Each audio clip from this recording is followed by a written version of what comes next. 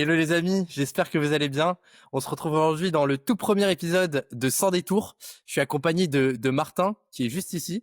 Hello. En quelques mots, Martin a 20 ans. Martin, c'est pas le mec qui fait des posts LinkedIn bullshit ou des plans de carrière. Lui, il a juste l'envie de faire et il fait. À 16 ans, il a lancé une asso pour filer un coup de main à des élèves largués par le système. Pas pour briller, pas pour le CV, juste parce que ça le faisait chier de voir des élèves qui décrochaient. Le résultat, c'est qu'il a eu plus de 800 jeunes accompagnés et aidés. Par la suite, il a cofondé Astri, une agence qui transforme des idées en vrais produits. Il n'est pas là pour faire des jolis slides. Lui, il est là pour shipper des apps, des plateformes et des outils qui tournent. Et Martin s'est pas arrêté là. Récemment, il a mis le doigt sur un fléau que tous les entrepreneurs connaissent, les abonnements SaaS à la chaîne. Calendly, Typeform, Linktree, Trello, etc. Pour en finir avec des UX bancales et des dashboards qui parlent pas entre eux, il a dit stop et il a lancé Fuck Subscription. C'est quoi? C'est un bundle d'outils en paiement unique. Tu payes une fois et t'es tranquille à vie. Aujourd'hui, il a plus de 2500 personnes qui l'utilisent et je suis très heureux de l'avoir. Donc, bienvenue dans son détour, Martin. Merci beaucoup, merci pour l'introduction, c'est incroyable. C'est bon, ça te va? J'ai pas fait d'erreur, tout est Merci. carré. Non, tout merci. Vraiment. Euh, écoute, je vais te laisser, je vais beaucoup te laisser parler. La première question que je vais te poser avant de commencer, c'est pour toi, qu'est-ce qu'un entrepreneur? Alors, bonne question. Un entrepreneur, moi, je pense que, avant tout, c'est quelqu'un qui résout un problème. Vraiment. Il faut apporter de la valeur et on apporte de la valeur en résolvant des problèmes. Moi, c'est ça que j'ai vu dans tous mes projets pour l'instant. En tout cas, les 3 projets, j'essaie de résoudre un problème. Je pars pas d'une idée que j'ai, je pars d'un problème que les gens ont. Moi, je dis tout le temps, trouver un problème, c'est trouver 50% de la solution. Donc résoudre un problème et ensuite actionner très rapidement pour avoir le plus de résultats rapidement et pour tester l'idée. Et ensuite, ça marche, continuer. Voilà, globalement. Très clair. De toute façon, on reviendra par la suite sur comment ship rapidement. Toi, je sais que tu es très à propos du vibe coding. C'est un enjeu ultra intéressant, je pense, aujourd'hui, et on va en parler. Juste avant de partir sur ça, moi, j'aimerais bien avoir un mot sur ton parcours depuis que tu es jeune, depuis que tu es tout petit. Qu'est-ce que tu voulais faire? Comment tu as avancé? Comment s'est passé tes années collège, lycée, etc. Et comment t'en es arrivé là?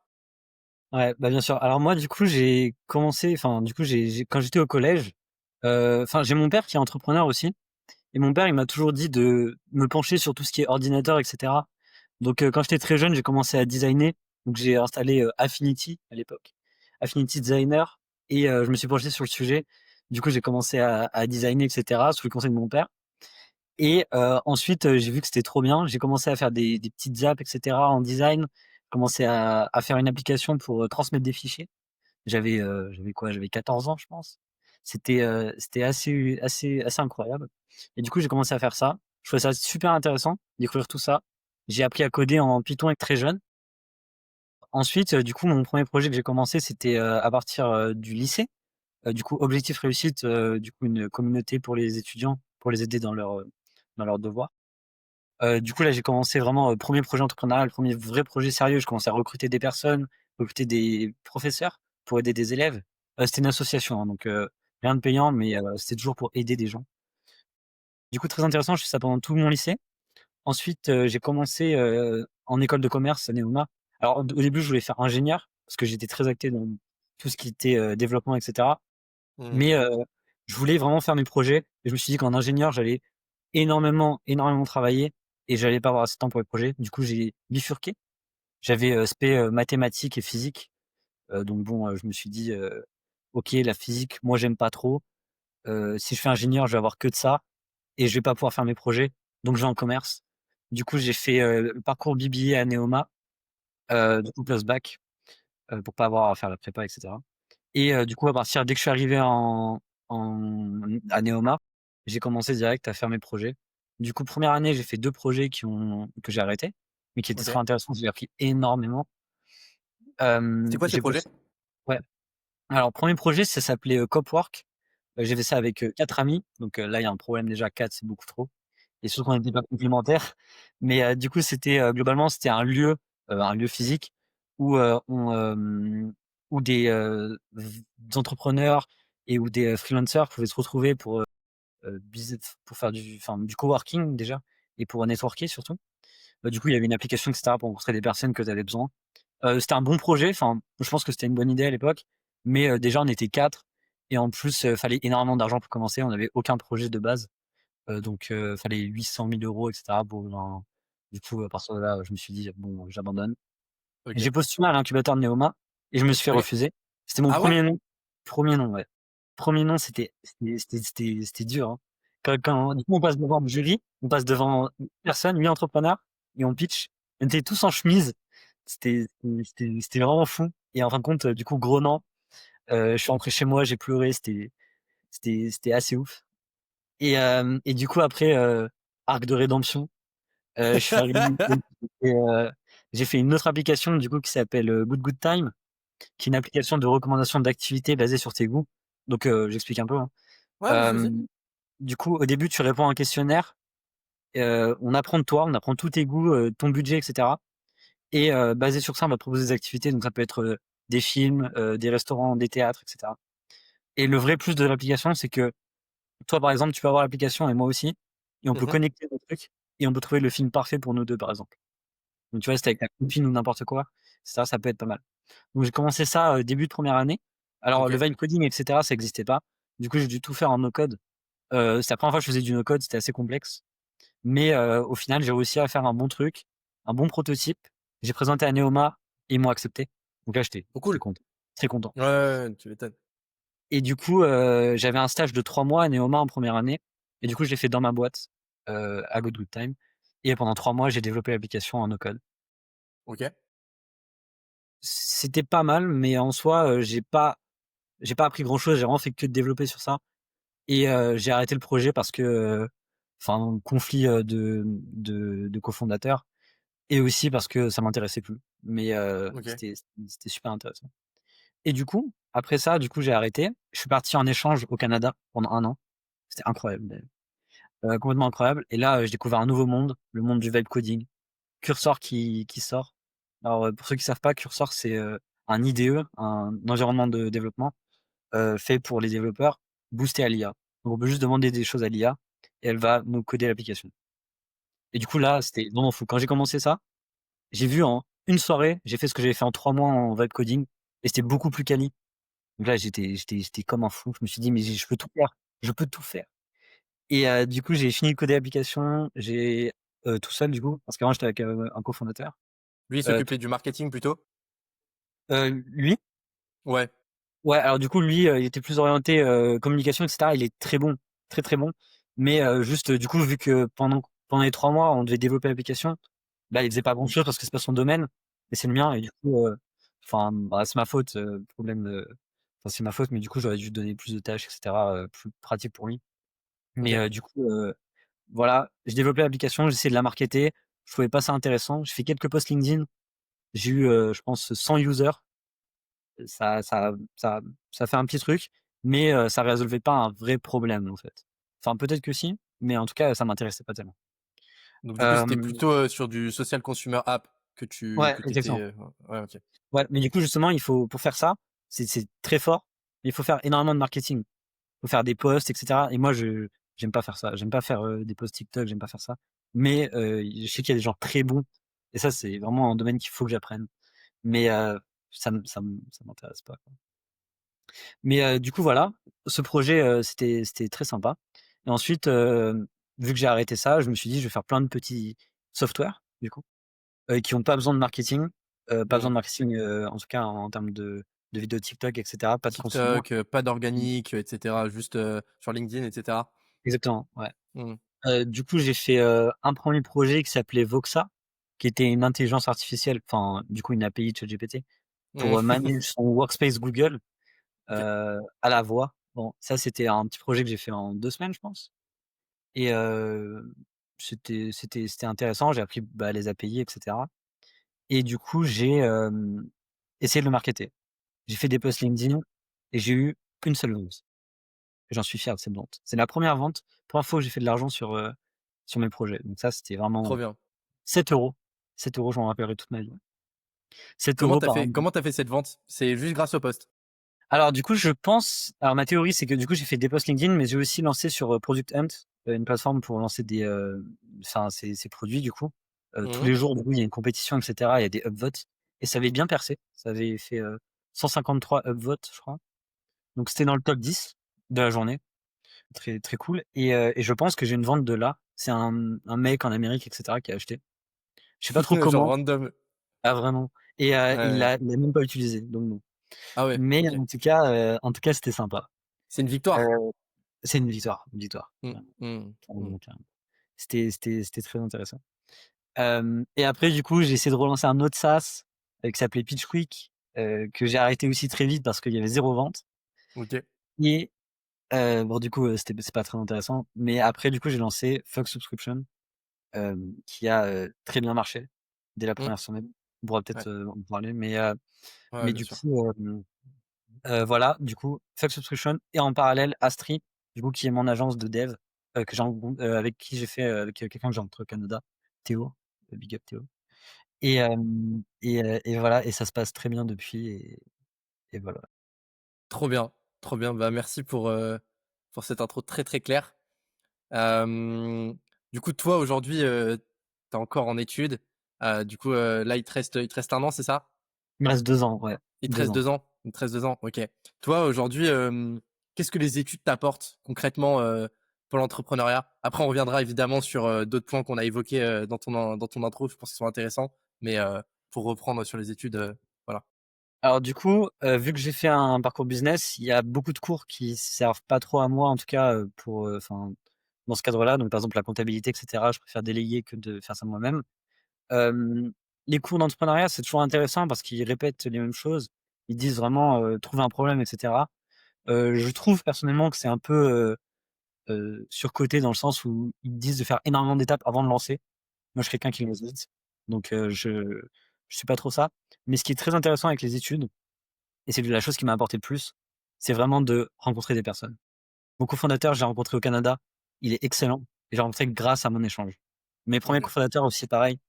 Et vraiment, les rencontres et le réseau, c'est vraiment hyper important. En tout cas, en commerce, je sais pas trop pour ce qui est ingénieur, mais je pense que c'est vraiment la chose, la plus importante.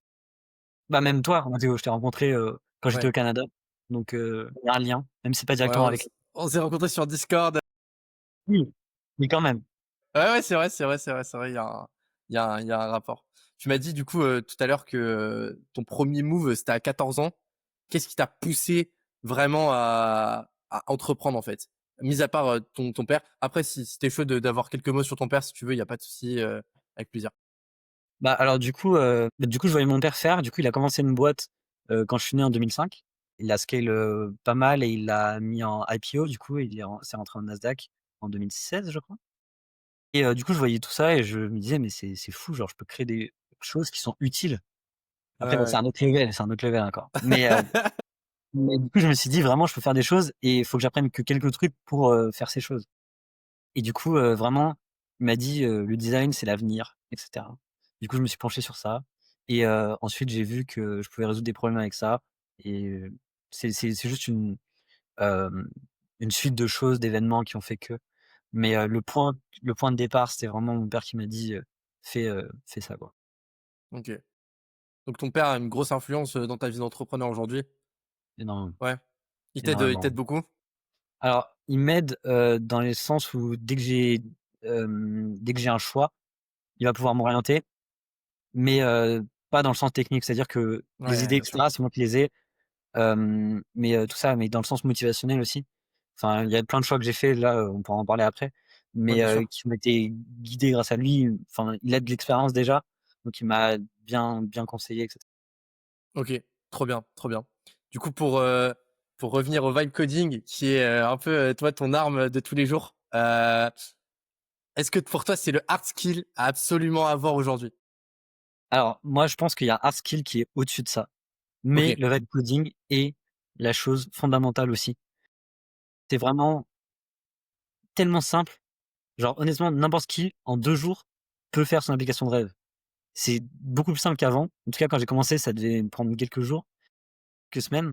Mais là, mmh, maintenant, vous regardez un tuto sur YouTube et vous pouvez faire ce que vous voulez, assez rapidement et surtout très qualitativement, quoi. Donc je pense que c'est vraiment très, très utile. Mais le skills qui différencie tout, c'est le design et le storytelling. Et la différenciation. Quand tu fais une boîte, il faut qu'elle se discerne, vu que tout le monde maintenant peut coder. Tout le monde peut faire des SaaS, tout le monde peut faire des apps. Il faut trouver cet élément déclencheur qui change tout et qui fait, ticker à quelqu'un pour acheter. Donc, par exemple, pour Fuck Subscription, c'est le nom et c'est la mission. La mission de dire: «J'en ai marre des subscriptions, du coup, je fais un mouvement contre ça». Ouais, Et c'est ça que ouais, j'avais pas avec mes autres projets. C'est que Voxa et PitchQuick, c'était juste des SaaS comme basiques. Les gens s'identifiaient pas à moi, les gens ne comprenaient pas pourquoi je faisais ça et du coup, j'ai fait un autre projet pour faire ça et je pense que je vais faire ça dans tous mes prochains projets, ouais, c'est sûr. ouais. Parce que c'est super équivoque, tu vois le truc, il y a marqué Fab Subscription, enfin voilà, tu sais directement Mmh. c'est quoi le thème et forcément, Ouais. je pense que ça attire l'œil. Donc tu m'as dit que c'était pas le hard skill principal, mais pour toi, c'était vraiment un must have, donc c'est plutôt le skill à maîtriser absolument. Mais c'est quoi du coup, pour toi, le truc au-dessus, justement? Ah bah oui, tu l'as dit, pardon, je suis désolé, tu m'as dit, excuse-moi, je suis parti dans ma tête, excuse-moi. Ouais, donc du coup, ouais, vraiment branding, personal branding et vraiment building public. Donc pour toi, tu recommanderais à des jeunes là qui se lancent, qui veulent faire un SaaS ou autre, de vraiment aller dans le personal branding, d'aller faire un building public pour vraiment que les gens s'identifient à ton projet. Parce que du coup, quand on te voit, on te dit Martin, c'est le mec qui a dit Flex Subscription. Ouais, alors du coup, il y a un vrai avantage pour les jeunes qui nous regardent, vraiment. Si vous avez moins de 20 ans ou même 21, C'est 15-23 ans en moyenne. 15-23 ans, leveragez votre âge. C'est-à-dire que moi, quand je disais j'avais 19 ans, je l'ai mis partout sur Fox Subscription, j'ai 19 ans. Les gens, ils sont vraiment identifiés à moi, ils ont dit: «Ce mec, il a 19 ans et il fait ça, on va le suivre». Il faut Ouais, vraiment l'âge est une force. Plus vous commencez tôt, plus vous avez de chances d'avoir de résultats. Dites-le à haute voix que vous avez 15 ans, que vous avez 16 ans. On s'en fiche, votre produit, il est bien. Vous avez une mission, vous allez vendre et surtout les gens vont vous identifier à vous. Moi, j'ai mis mon LinkedIn partout. Il y a plein de gens qui m'ont ajouté et qui m'ont dit juste merci pour ça. Il faut mettre sa tête sur ses produits, en tout cas au début, je pense. C'est très ok. important. Clair. Et du coup, toi, comment t'as appris ces fameux skills? Tu m'as dit que tu as utilisé des outils comme YouTube, je pense que tu as utilisé des AI comme ChatGPT, voilà, pour apprendre le level coding. Mais au-delà de ça, est-ce que tu as essayé d'aller rechercher dans des livres, aller, interviewer des gens, poser des questions? Comment tu as fait vraiment pour en faire ta force? Alors du coup, au début, j'ai essayé de découvrir tout seul, tu vois? J'avais déjà pas mal de bases dans tout ce qui est ordinateur et cetera, donc je comprenais, déjà comment le code marchait et cetera, parce que c'était un IDE. Donc j'ai appris sur ça et j'ai aussi appris du coup sur YouTube et j'ai aussi rencontré des gens. Donc j'ai rencontré quelqu'un qui s'appelle Jade Daguerre, qui est, un product builder avec de l'IA et qui m'a très bien guidé sur comment faire ça et comment, leverage vraiment ça, à un autre level, quoi. C'est vraiment aller voir des gens qui sont dans le domaine, leur demander comment ils font, comprendre comment ils font et ensuite, faire une chose, quoi. Mais le meilleur OK. conseil, c'est vraiment d'aller voir des gens, je pense. Donc, ouais, franchement, là, si tu un conseil à donner, c'est, essaye de reach un gars en particulier que tu veux absolument, qui maîtrise un truc que toi, t'as pas et essayer de tirer le max de connaissances de cette personne pour derrière l'utiliser et le leverager.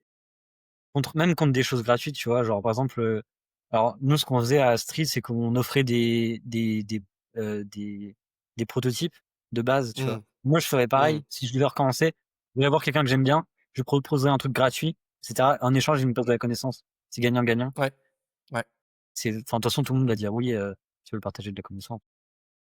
J'ai la même thèse que toi. Je pense qu'aujourd'hui, comme, le savoir va de plus en plus démocratiser, en fait, le service contre service va être un truc qui va être de plus en plus, mis en avant, même, dans le monde professionnel. Donc, ouais, je suis complètement aligné avec ce que tu dis. Du coup, on a parlé que tu as fait pas mal de projets. Il y a beaucoup de gens, tu sais, qui s'entêtent dans leur projet et qui n'arrivent pas à prendre du recul et se dire: «OK, là, faut que j'arrête». Pour toi, comment faire preuve de résilience et accepter de changer de projet? C'est quoi pour toi les éléments marquants, même personnels, qui te font dire que là, en fait, c'est stop? Alors moi, j'ai un assez gros problème sur ça, c'est que j'ai envie de changer de projet tout le temps. J'ai vraiment des milliers d'idées et je me dis, dès qu'il y a un projet qui peut pas aller si haut que ça, j'arrête. Mais je pense que, le vrai signe que quelque chose ne va pas marcher, c'est que si on a commencé à faire ça, s'il y a des users et cetera et ils n'utilisent pas le produit. Donc c'est ce qui est arrivé avec Good Good Time, c'est qu'il y avait 100 users, les personnes utilisaient le produit, ça résolvait pas de problème et à partir de ce moment-là, on voit que les gens qui sont là de base n'utilisent pas le produit.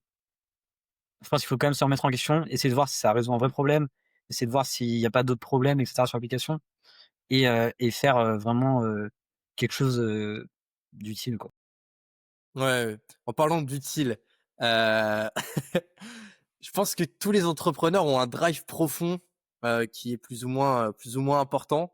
Toi, C'est quoi ton drive? C'est quoi le truc qui te donne envie tous les jours de faire? Moi, j'ai un objectif dans ma vie, c'est faire une boîte à 1 milliard. Ça, c'est le OK, matériel. Mais au fond de moi, c'est de quand je f enfin, de faire quelque chose qui serve aux gens. Tu vois, il y a eu un avant Uber, après Uber. Maintenant, on peut plus penser à un taxi sans penser à Uber. Il y a eu un avant Stripe, après Stripe. On peut plus faire de paiement sans Stripe. C'est tu veux un vraiment avant Martin, après Martin. je veux un avant mon projet, après mon projet. Exactement. Ouais, Bien sur ma tête, mais en tout cas, je veux vraiment que les gens, ça ait un impact sur leur vie, leur façon de travailler. Majoritairement, ça, c'est mon drive. Je veux que les gens changent la façon dont ils travaillent et vraiment, résoudre un maximum de problèmes. Mais en matériel, c'est d'avoir une boîte à 1 milliard. C'est le goal de tout le monde, je pense. Mais, en tout cas, voilà. tu veux t'inspirer du daron? Effectivement, on Ouais, s'inspire. ouais, ouais. Ouais, bah, ouais, tu Il faut bien raison, tu bien continuer raison. il faut continuer sur le chemin. Bah, ouais, c'est sûr, il faut marcher sur les pas. Hem, Toi, comment tu l'as trouvé, en fait, ce drive? Parce que tu vois, il y a des gens, comme tu dis, qui sautent de projet en projet, il y a des gens qui, justement, à l'inverse, sont très, dans leur projet. Mais en fait, tu vois, moi, j'avais ce problème pendant longtemps, tu sais, je trouvais pas c'était quoi mon drive interne, tu vois? Je pensais que c'était l'argent, je pensais que c'était faire une boîte à 1 000 000 bah, en fait, je me suis rendu compte que pas du tout.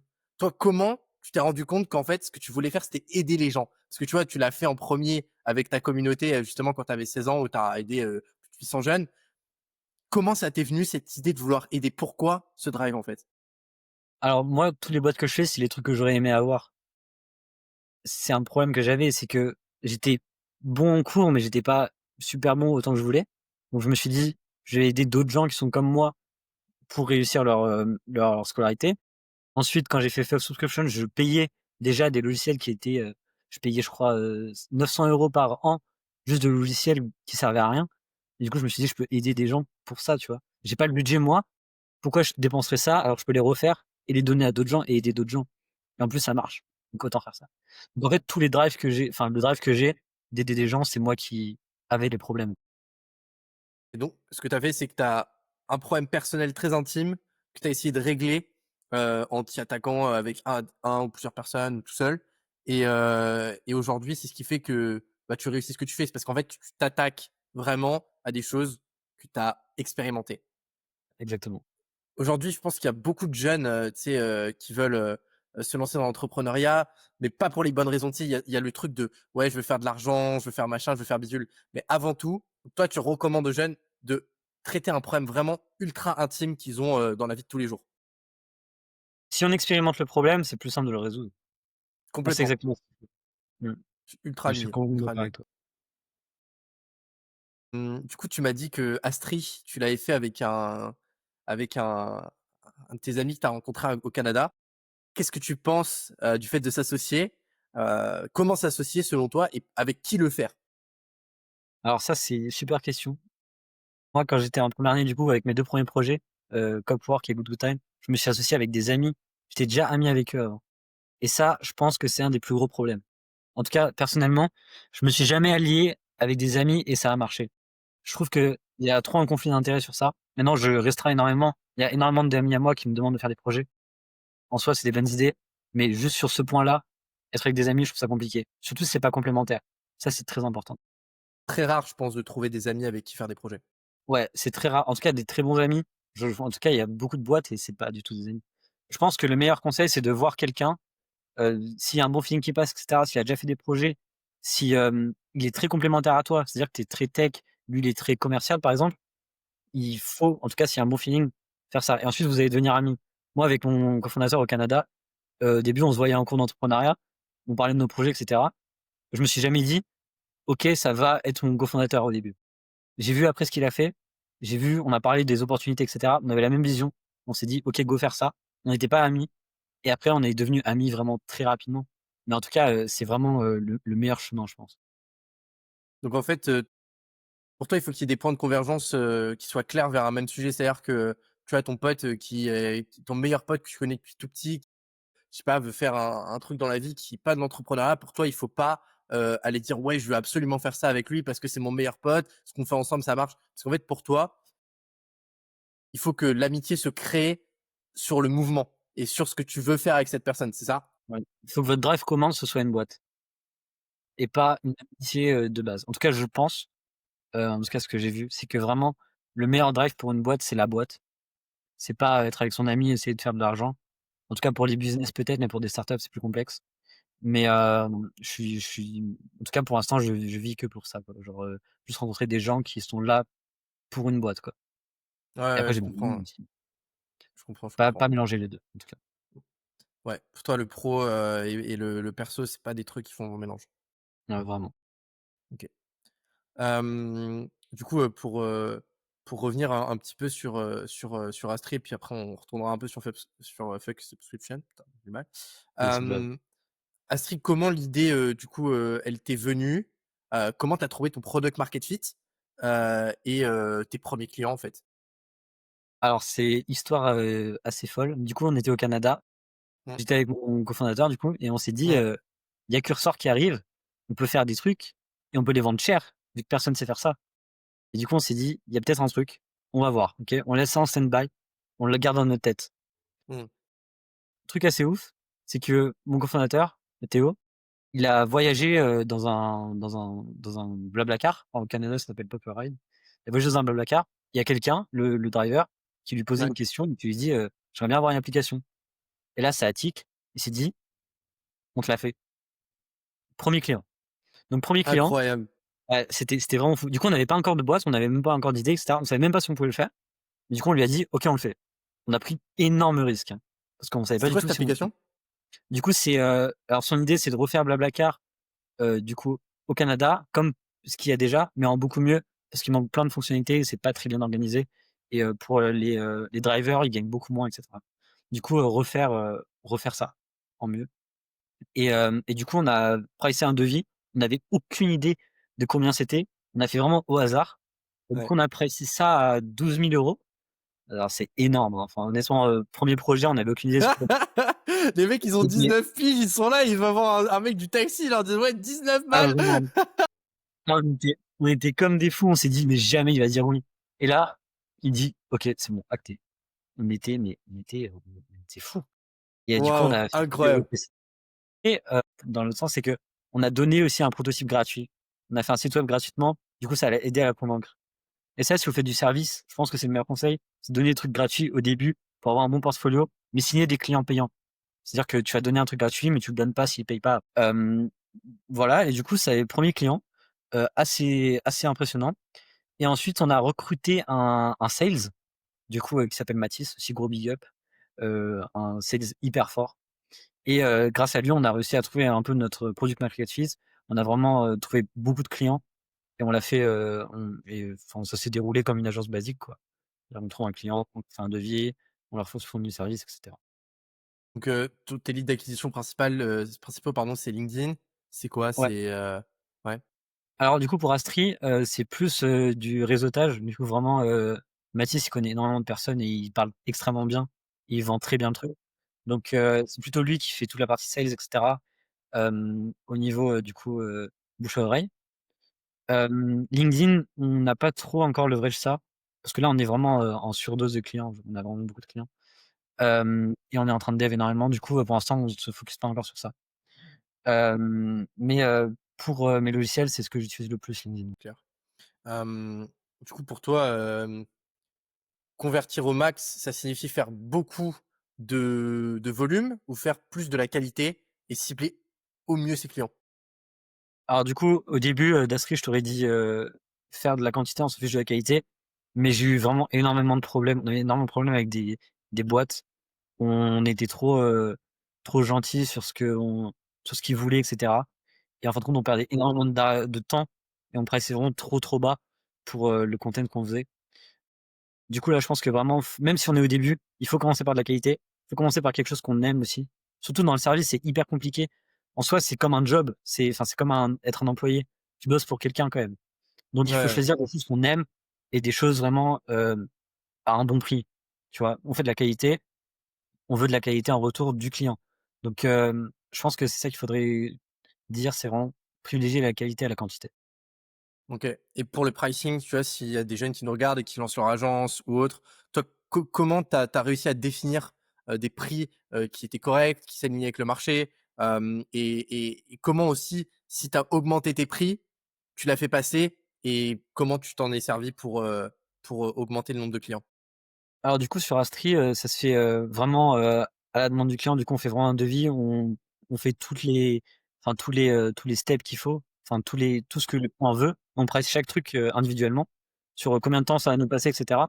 Donc nous, on s'est fixé un TJM, un taux journalier moyen, où on se met, par exemple, 600 € par jour, tu vois? Pour un développeur, c'est à peu près la moyenne et du coup, on fixe sur ça, sur combien de temps ça va nous prendre et cetera et on essaie de pricer comme ça. Du coup, on fait une petite discount vu que nous, on est extrêmement rapide et on était au début, mais en ce moment, c'est comme ça qu'on fait majoritairement. C'est plutôt Théo qui fait ça, qui est en charge de ça. Moi, je suis très développeur et cetera, je n'ai pas trop de contact avec les clients. Hem, mais du coup, je pense que le meilleur, c'est de vous fixer un TJM, regarder combien de temps ça va vous prendre à peu près, surtout avec le vibe coding, c'est rapide, mais et du coup après pricer et faire le devis comme ça, basé sur ça. OK, clair. Maintenant, j'ai des questions qui sont plus de l'ordre un peu perso. Après, je pense qu'il y a des choses intéressantes sur lesquelles revenir, notamment sur, Fab Subscription. Qu'est-ce que ça va en être? Mais je pense qu'on y reviendra un peu plus, vers la fin. Comment tu t'organises toi en tant qu'étudiant, entrepreneur, avec ta vie perso et cetera? Je pense que, entre les cours à 8 heures et l'après-midi, tu finis, il est, je sais pas 18-20 heures. Comment tu t'organises? Alors du coup, ouais, c'est assez complexe. Du coup à Neoma, on a, enfin notre journée est séparée en 2. Il y a matin, après-midi et c'est encore le matin, encore l'après-midi. Enfin en général, c'est 3 heures. Du coup, ce que j'essaie de faire, c'est vraiment de m'organiser dans le sens où, je vais en cours, heu, pendant les cours, je bosse sur mes projets et après les cours, je bosse sur mes projets. En fait, j'étudie très peu, objectivement. C'est un commerce, mais dans tous les cas, en fait, je vais essayer de bosser au maximum que je peux. Juste, je laisse du temps pour mes amis et cetera, pour faire des soirées et cetera. On en fait pas mal et c'est toujours bien pour décompresser, vu Bien qu'on sûr, bosse bien sûr.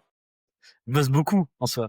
Genre je bosse pas mal donc je me dis, le temps que je mets où j'aurais pu, faire, des projets, je le mets autre part parce que je bosse pendant le cours.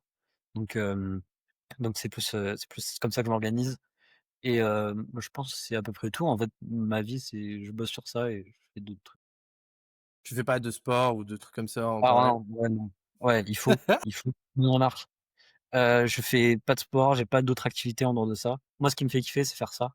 Donc j'ai pas, Ah, tu un geek, genre tu je suis vraiment un geek, je suis vraiment un geek.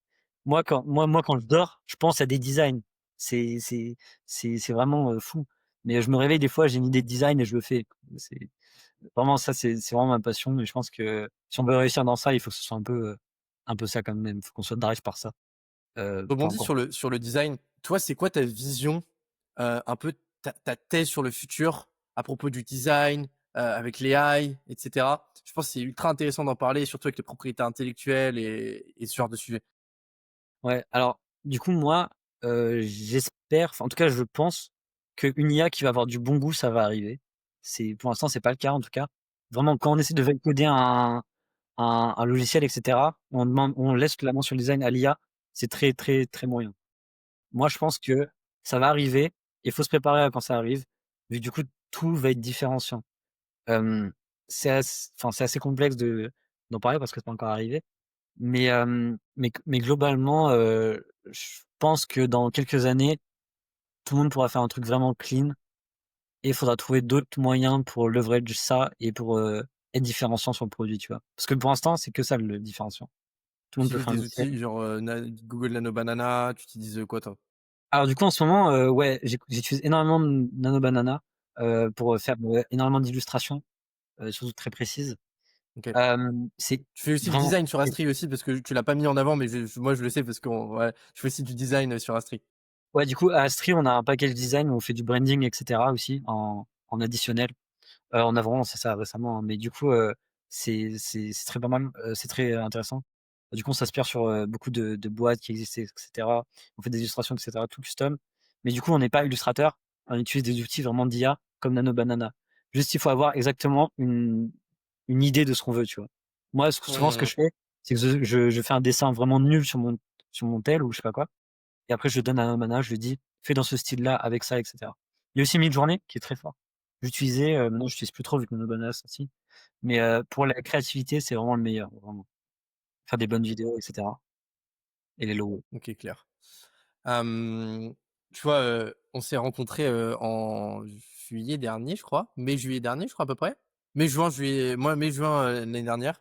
Moi, j'étais encore sur Soro et cetera.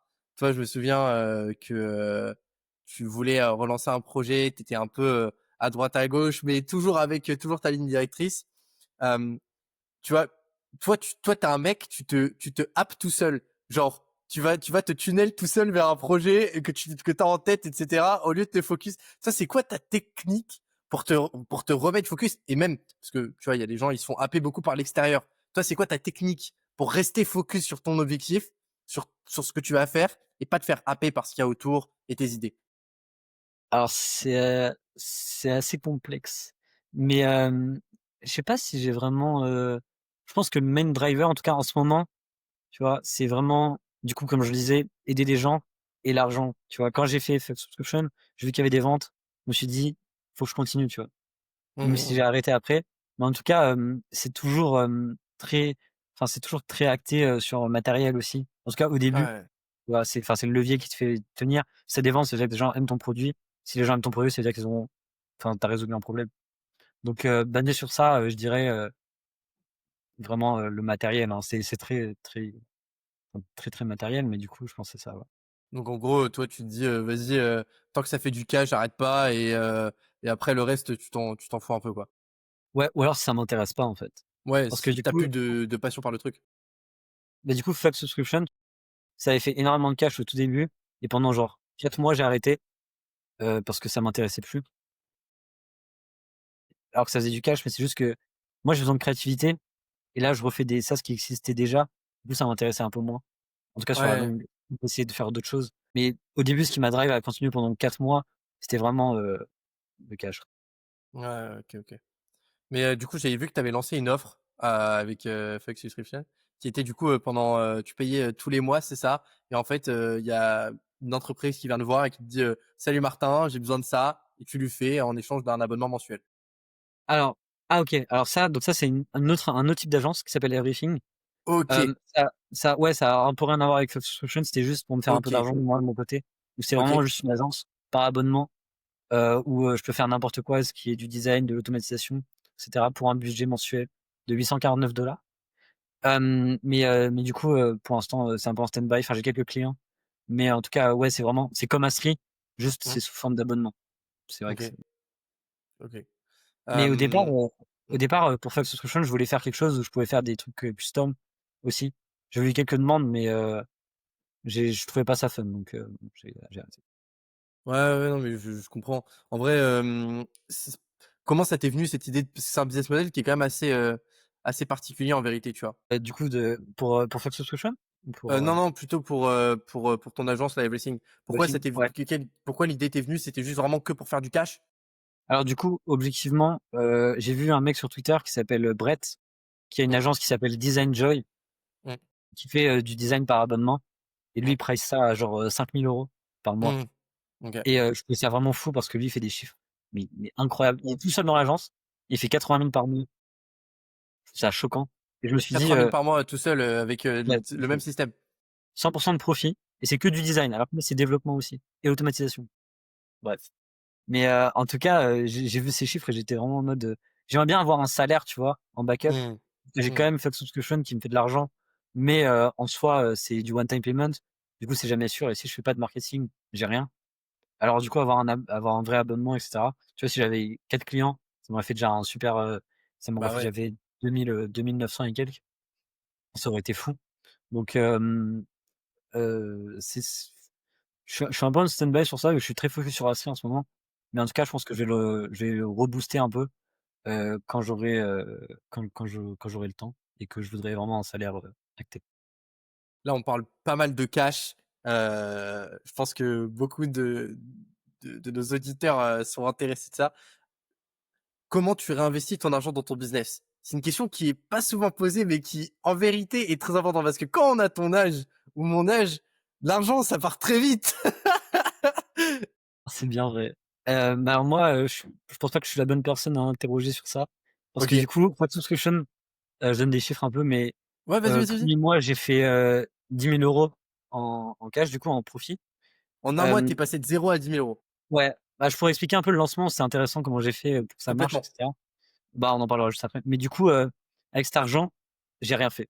Ils sont sur mon compte Stripe, ils bougent pas pour l'instant. Donc, j'ai jamais réinvesti. Et je sais pas quoi en faire. Enfin, si je sais quoi en faire, je vais investir dans mes prochains projets pour faire des ads, etc. Mais je voulais pas investir dans ce projet parce que je savais que ça allait pas être un truc qui va me durer. Donc, pour l'instant, il est là, il bouge pas. Et, euh, et on verra de ce que j'en fais. Mais c'est vrai que pour Astrid, etc., on le réinvestit quand même dans notre boîte, dans des sales, etc. Et du coup, c'est à peu près tout. Fuck Subscription, j'ai rien touché. Ok. T'as fait combien de cash en tout et pour tout sur ce SaaS? Du coup, sur Fuck Subscription, en tout, je dois être aux alentours de 14, je pense. Bah, alors, du 14K? coup, premier mois, ouais, 14 000. Du coup, premier mois, c'est vraiment là où c'est le lancement.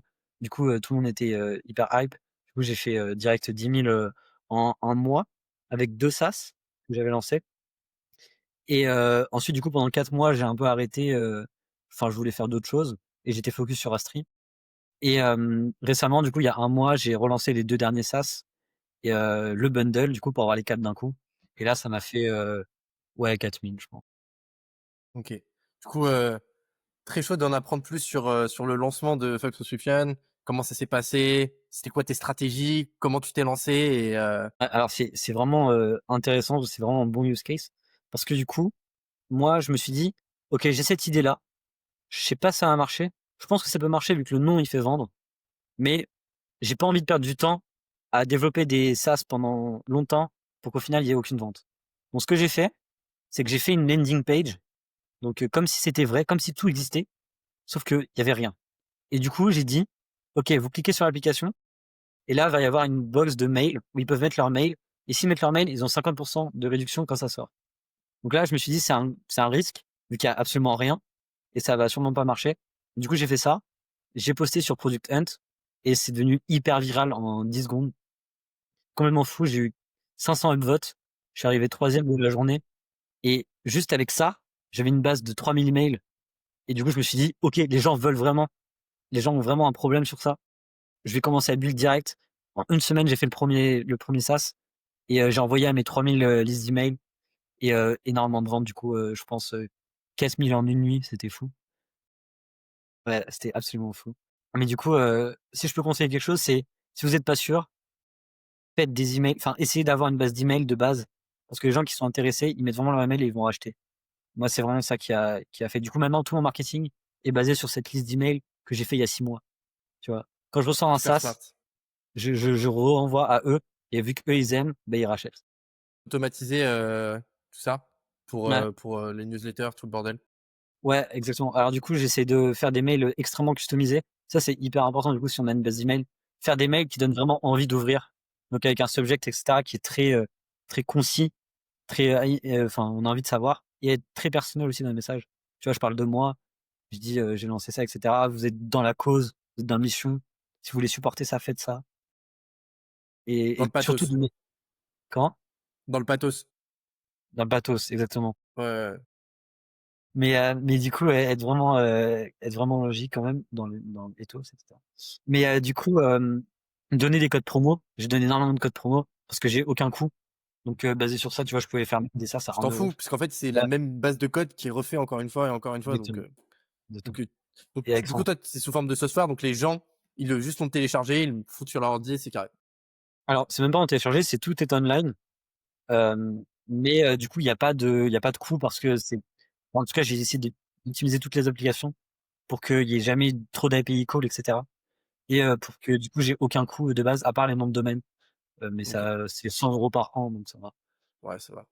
Donc, Ouais, en fait, au fond, tu as un peu fait le fake it until you make it du exactement, marketing organique. exactement, Ouais. exactement. C'est vraiment ça. Non, je peux pas me l'exprimer. Donc, Mais du en coup, gros, pour expliquer la stratégie vite fait à ceux qui nous regardent, en fait, l'idée, c'est de d'abord valider son marché avant de mettre les mains dans le code. C'est ce que beaucoup de gens ne font pas. Beaucoup de gens sont en mode, ouais, mais il faut direct coder, il faut direct développer sans avoir de validation marché. La plupart des gens qui font ça, ils se retrouvent avec une app où il y a personne dessus. ouais, qui Et sert à rien. c'est ce que Martin disait juste avant sur tous ses autres projets. Comment il s'appelait? Too Good to Good Good Time, ça Ouais, s'appelle. Google Time, excuse-moi. Sur Google Time, en fait, il a développé son projet, il a pas validé son marché et il s'est retrouvé avec 100 users juste avec LinkedIn. C'est déjà pas mal. C'est-à-dire que si il avait justement fait cette technique de marketing organique sur TikTok, Instagram ou YouTube Short, tout le bordel au préalable, il aurait pu valider son idée et directement après pouvoir dev. Exactement. Toujours avoir, quand même un leverage, email. C'est Stratégie vraiment, virile. exactement, stratégie bien. Là, ils sont M- Même c'est une stratégie qui est ultra utilisée. Là, par exemple, à The Quest, je sais pas si t'as as entendu parler de l'application qui s'appelle Woolite. ouais, ou liked, ouais. Mec, Ouf. ils ont tout explosé, gros. Ils ont fait exactement cette stratégie. Ils ont tout bombardé, mec. Ils ont fait 200K, ils font 200K d'MRR, je crois, ou 100K Ouais, d'MRR, je non, sais plus. Un j'ai truc de vu, dingue. c'est absolument fou. J'ai un ami à moi qui a The Quest aussi, un autre, et il m'a expliqué ça, j'étais choqué. En même temps, Ouais, l'idée bah est ouais. bonne, l'idée est C'est, folle. c'est, c'est vraiment, enfin, moi, je trouve ça incroyable.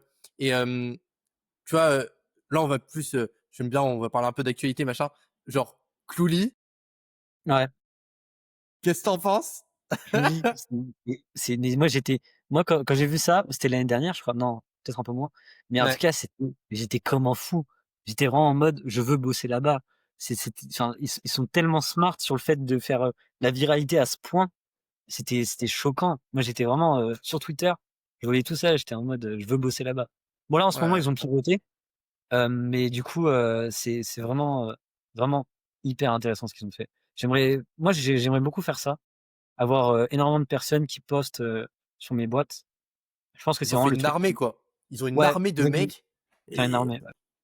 Et les mecs, ils c'est, les payent du coup, aux milliers de vues. Tu vois, ils payent genre, je sais pas 1 €, non beaucoup moins, mais, aux milliers de vues et c'est vraiment, c'est la meilleure strat. Quand j'ai vu ça, je voulais vraiment faire ça direct. Après c'est pas très accessible, surtout que je voulais pas faire de content, mais en soi, enfin c'est révolutionnaire ce qu'ils ont fait, honnêtement. ouais, ouais, c'est assez dingue. Enfin, moi, personnellement, ça m'a impressionné. J'avais vu à l'époque sur, je sais plus, c'était sur Insta ou autre, vraiment très early, hein, je crois que ça devait être en 2023, peut-être fin 2023, une vidéo d'un mec qui est comme ça, derrière sa, enfin, qui a quelqu'un qui filme derrière, qui est en entretien d'embauche, et tu voyais le mec, il y avait le truc qui se mettait de côté en instantané, quoi. Genre, t'es en mode de Mmh. waouh, tu vois, t'es Non, en mode, c'est mais fou. c'est génial. Non, Et c'est aujourd'hui, vraiment c'est trop bien. ça a un impact de fou sur le marché, ça, aujourd'hui, hein, à cause de Clouli. Il y a de plus en plus d'entretiens sur des grandes boîtes qui se font en physique alors que ils étaient complètement passés online parce qu'en fait, les gens ne fake et ça a un impact de dingue en vrai, hein. Ça, c'est un produit à impact qui, enfin, tu vois, tu parlais du fameux avant-après. Là, on y est complètement. Ouais, vraiment. Est-ce que c'est dans le bon sens? Je sais pas, parce que c'est de la triche, mais bon, moi je trouve ça trop smart. Moi, je voulais vraiment faire une application comme ça, c'était fou, c'était vraiment fou. Tu te vois faire dans le futur de l'AI, de faire des SaaS. Tu te vois où, toi, dans, allez, 5-10 ans? Qu'est-ce que tu aimerais faire? Ouais, du coup là, moi, alors du coup, actualité FL Subscription, je suis en train de revendre la boîte. Heu, du coup, cette semaine, là, on est en train de faire les papiers et cetera. Donc, j'ai envie de passer à autre chose. J'ai envie de faire un vrai product, un vrai, truc qui a de l'impact, dans l'IA. L'IA, ça m'intéresse vraiment grave. Bah, tout le monde le sait, hein. Mais, du coup, et j'espère vraiment pouvoir faire un produit, B2B majoritairement, qui m'intéresse un peu plus que le B2C. Mais B2B qui va vraiment, aider les entreprises. Hem, on verra comment ça se formule. J'ai des pistes pour l'instant, mais, on verra le scale, un maximum et cetera. Éviter de lever des fonds. J'aimerais bien tout bootstrapper, mais du coup, faire tout ça et scale à 1 milliard, hein. On touche du Je bois. te le souhaite, mec. Tu vois, c'est marrant, tu vois, tu parlais de la thèse bootstrap vs lever des fonds. Pourquoi pas lever des fonds? Ouais, bah, alors, avant, tout le monde levait des fonds pour une seule chose, avoir des développeurs. En tout cas, en early stage, c'est vraiment que avoir des développeurs. Maintenant, vous pouvez tout faire, sauf si c'est vraiment, de l'AI frontier model ou je sais pas quoi. Il Ouais, des faut de modèles de l'argent. fondation, des Et oui, trucs de voilà, fou. des trucs Ouais. impossibles, mais des trucs où c'est 0,01 des boîtes qui font ça. Sinon, vraiment 99 des boîtes, vous pouvez tout faire vous-même. Faut juste mettre les mains dans le cambouis et essayer de faire, vraiment, ce qu'on veut, quoi. Mais honnêtement, bootstrapper maintenant, ça sert à rien. Tu vas juste perdre des fonds, tu vas juste perdre Lever enfin, des fonds, tu veux dire? ouais. Non, tu vas perdre des pourcentages de ta boîte pour rien. T'as Si dit tu lèves des fonds. bootstrapper, maintenant ça sert à rien, c'est plutôt lever des J'ai fonds. dit Bah, c'est ça? pas grave, bref. Ouais, Ma ouais, c'est pas faute. grave. Ma bad. Lever les fonds, ça sert à rien. En Ouais, tout cas, ouais, je je pense pense. que pour avoir essayé, pendant 1 an et demi, en fait, on voit que ça a vraiment, enfin pendant 1 an, on voit que ça a vraiment un énorme impact, heu en fait, lever des fonds, c'est plus comme avant, en fait. Aujourd'hui, il y a des génies qui vont te pondre des trucs dans leur chambre en 1 semaine, alors qu'il y a, je sais pas, il y a 5 ans, ça aurait pris, 3 ans, tu vois? Et et en fait, c'est dingue parce que ça change, ça a rebattu les cartes, tu vois? Les cartes ont de nouveau été battues. En fait, aujourd'hui, on va valoriser un profil qui va tout faire lui-même et qui va ne plus lever des fonds, en fait. Mmh, mmh, mmh. Ouais, c'est vrai, totalement vrai. Du coup, toi aussi, il y a le côté bootstrap, qui est ultra important. C'est un truc qui revient beaucoup dans ton parcours. Tu as toujours fait ça, on va dire en self-made, sans les autres, les autres, on s'entend, sans lever de fonds. Je trouve ça grave cool, que tu partages ça. Mais, franchement, je pense que c'est important de te dire, c'est pas le même jeu de bootstrap vs lever des fonds, tu vois? Ouais, C'est non, clairement pas. c'est pas du tout le même jeu. Pour des profils, par exemple, comme on a sur la commu là, 15-23 ans, en fait, les gars, si vous sortez pas de grandes écoles de co, si vous êtes pas, école d'ingé, XHEC, machin, en fait, vous allez être tout de suite inférieur aux mecs qui sortent des grandes écoles, et cetera, et cetera. Mais on peut le voir, de manière, purement factuelle aussi, hein. La plupart des gens, qui sont pas drop-out, qui, sont dans les grandes écoles ou autres, ils ont un taux de réussite qui est plus Ouais. supérieur. Donc c'est aussi un énorme risque pour les fonds. En fait, on oublie, nous, on est entrepreneurs, on parle de millions, on s'en bat les couilles, mais c'est énorme. C'est des sommes qui sont colossales. Non, vraiment, enfin, en tout cas, moi, je pense que c'est mieux de bootstrapper dans le sens où si tu bootstrap, tu sais que tu as un vrai enfin, tu as vraiment une demande. Il y a plein de gens qui lèvent des millions alors qu'ils ont qu'une idée et qui se rendent compte qu'il y a rien. En tout cas, j'en vois tout le temps, hein, sur Twitter. Moi, je trouve que c'est intéressant dans le sens où vraiment tu es tout seul et tu arrives à faire quelque chose grâce à toi, quoi.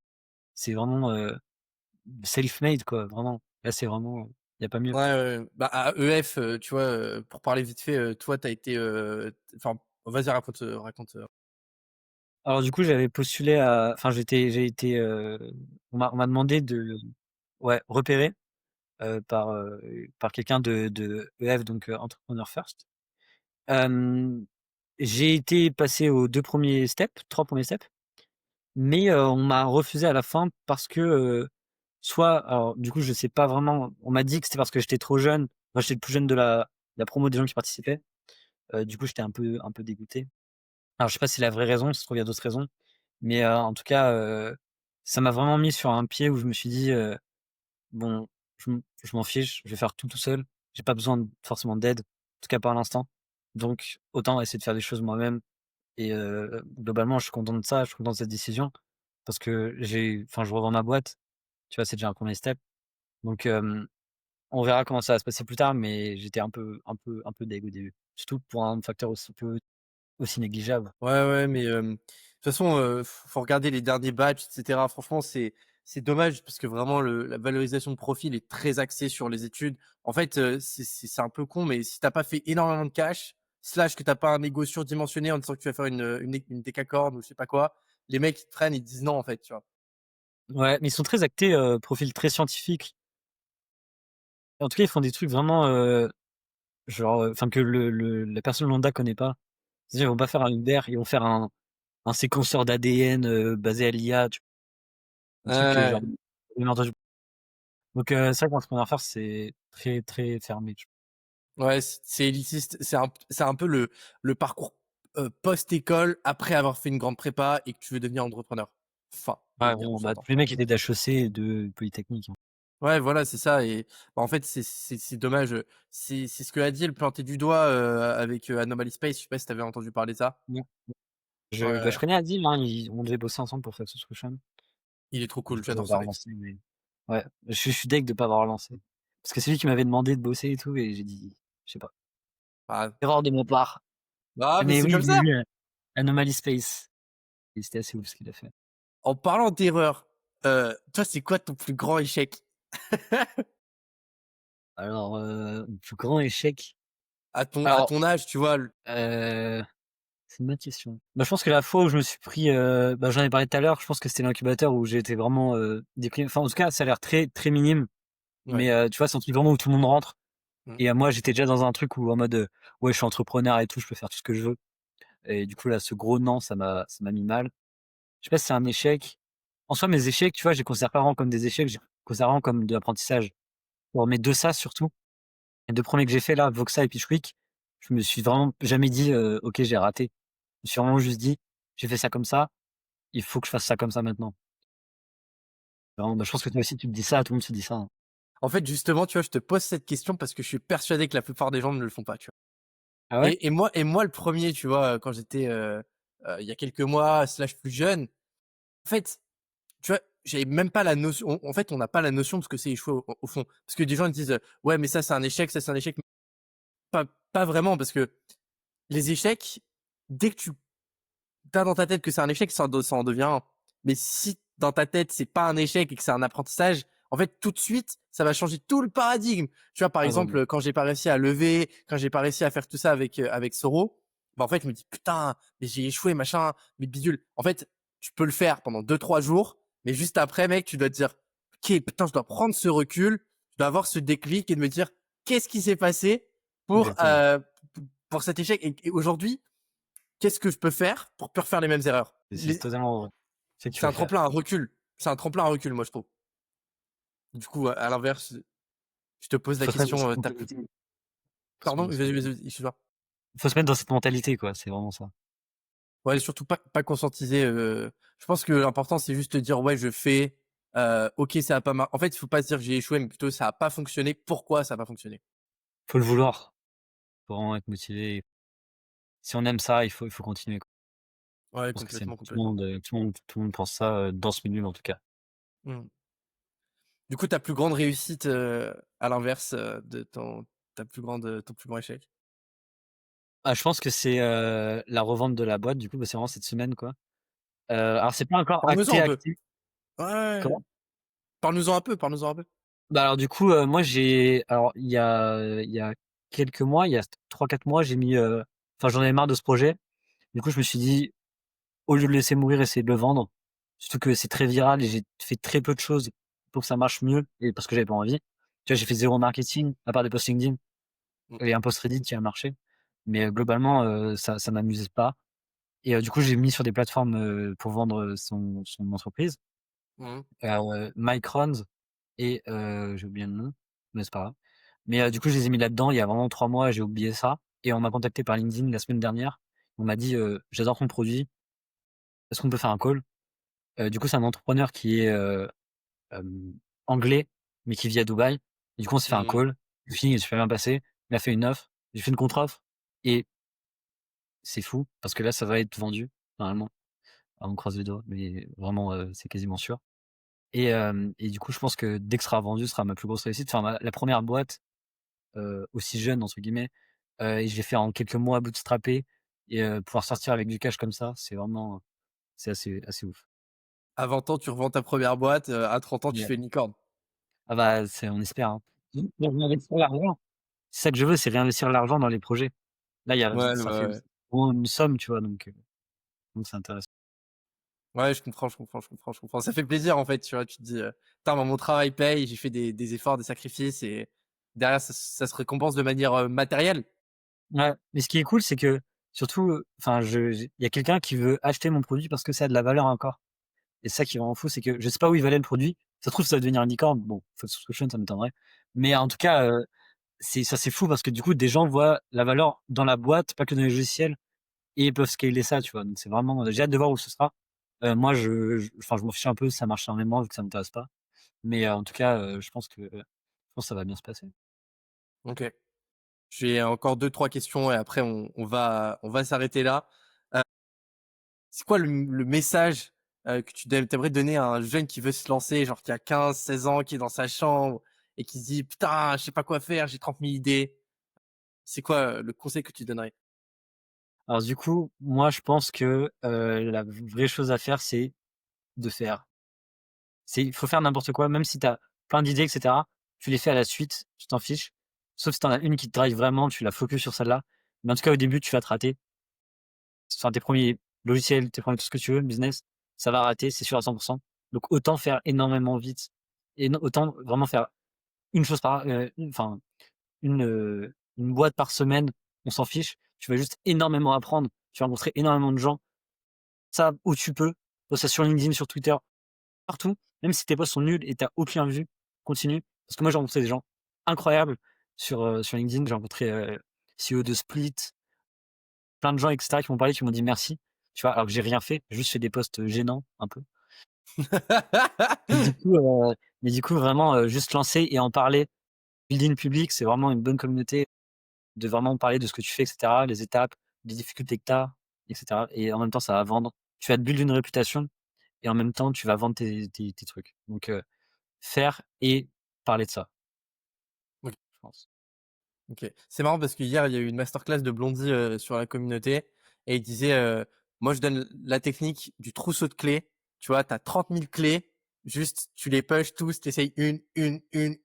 Du coup, à l'instar de ce que tu dis, lancer ta boîte, je sais pas, en une semaine, tu vas TM des gens, ça marche pas, tu changes, nananana, jusqu'à ce que je trouve que ce que tu kiffes, en Vraiment, fait et go, bah, quoi. c'est exactement ça. Ouais. Qu'est-ce que tu aurais aimé faire sans détour? C'est le titre du podcast, sans détour. Qu'est-ce que tu aurais aimé, faire sans détour? Qu'est-ce que j'aurais aimé faire sans détour? Ouais. C'est une bonne question. Je sais pas vraiment. Ça dépend dans quel sens tu veux dire sans détour. Quand je dis ça, c'est en gros, comment tu aurais fait des choses sans passer par 30 000, ouais, sans 30 000 détours? En gros, tu as un objectif, qu'est-ce que tu aurais dû faire qui aurait pu prendre 5 minutes, enfin, pas 5 minutes, mais tu m'entends, 1 mois, 2 mois, qui en a pris beaucoup trop, où tu as pris des détours pour arriver à ton objectif? Alors OK, j'ai un bon exemple sur Astrid, du coup, plus. C'est que, passer du temps à faire des choses qui sont un peu insignifiantes, comme changer des boutons sur une landing page, tu vois? Des trucs vraiment des détails, et cetera, que je faisais vraiment je passais des heures dessus. Je pense que c'est un gros détour et que du coup, se focus vraiment sur de l'acquisition et essayer d'avoir des clients, c'est ça qu'on veut. C'est vraiment apporter de la valeur aux gens et pas par des boutons ou des trucs comme ça et vraiment se focus sur notre objectif final pour, avoir du cash. Je pense que c'est plutôt ça, c'est pas se focus sur les mini problèmes, mais se focus sur le plus gros problème et pas, procrastiner jusqu'à, devoir le faire, tu vois? C'est ça. Ouais. En gros, tu pas assez de ventes, va plus vendre. Ouais, bah, c'est ça. Bah, c'est du coup, c'est ce que je me suis dit, vu que j'ai appris de Astrid avec Subscription, je me suis dit: «Il faut que je vende avant d'avoir les trucs», tu vois? Ça se relie un peu, j'ai pas fait le détour de faire un milliard de trucs sur un avant de le faire, tu vois? Mmh. Donc, C'est quoi le je pense pire et le meilleur conseil que tu reçu? alors, le pire conseil? Ouais! Attends, c'est dur ça. Bah si, le pire conseil, c'est des gens qui m'ont dit d'arrêter. Enfin, j'ai eu, plein de gars qui m'ont dit, enfin sur, Full Subscription, en tout cas, quand j'ai fait mon premier post Reddit, ça a fait 100 000 vues. Sur 100 000 vues, j'ai eu, 300 commentaires.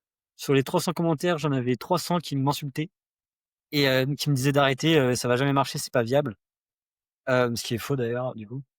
Mais Quand du ça te coup, fait réagir et quand il y a des insultes, ça fait de l'engagement.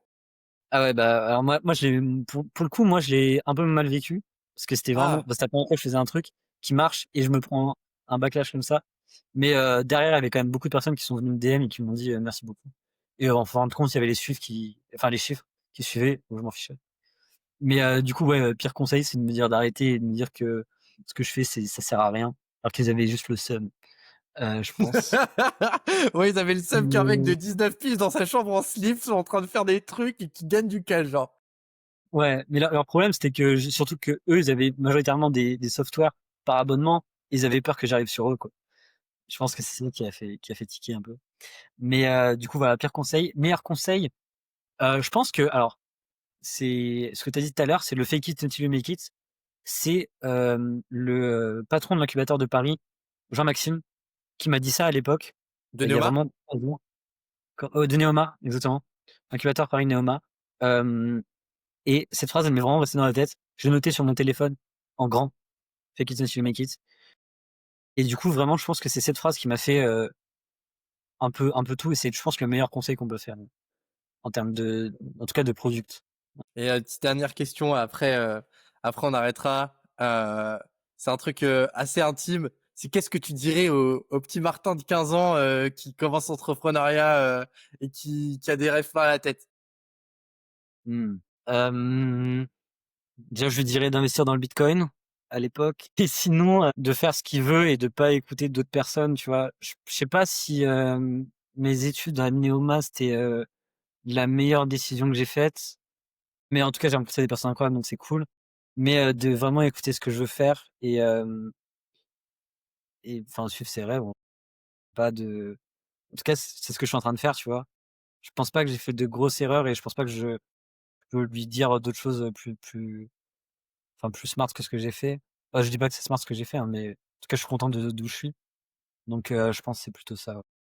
OK, OK, super. Merci beaucoup, Martin, c'était un échange, incroyable. J'ai trop Bah, kiffé. merci beaucoup. C'était trop bien. Hem, ouais, c'était trop cool, c'était C'était trop vraiment cool. trop bien. Ouais, génial. Bah, du coup, tu es le 1er à passer. Tu es le 1er à passer donc voilà, on va essayer de reprendre le modèle et continuer avec d'autres entrepreneurs. Alors en description, de la vidéo, il y aura le lien pour, Side Project Club pour, tous les jeunes de 15-23 ans qui veulent se lancer en entrepreneuriat et qui ont besoin, un petit peu, d'avoir cette option entrepreneuriale que, le collège, lycée et les études sup, manquent.